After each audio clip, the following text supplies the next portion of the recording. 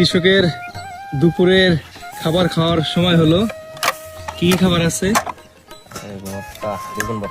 বেগুন ভর্তা, মাছ তরকারি। বাহ, 2 রকমের মাছ তরকারি, বেগুন ভর্তা। দুপুরবেলা এখানে ধান কাটা হচ্ছে আর খাবার খাওয়া হবে। লেবু নিয়ে আসা হয়েছে, গরম গরম তরকারি আর গরম গরম ভাত।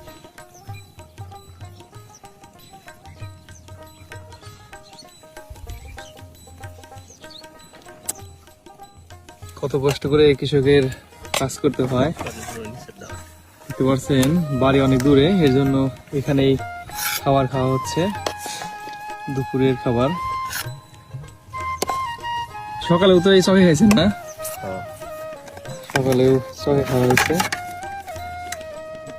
বেগুন ভর্তা, চকের খাবার কিন্তু অন্যরকম একটা মজা আছে।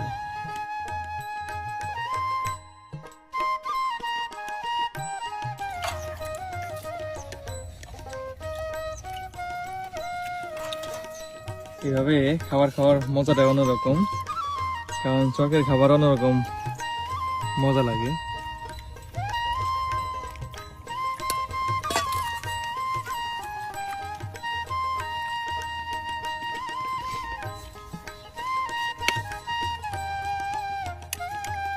মাছ তরকারি বেগুন দিয়ে রান্না হয়েছে।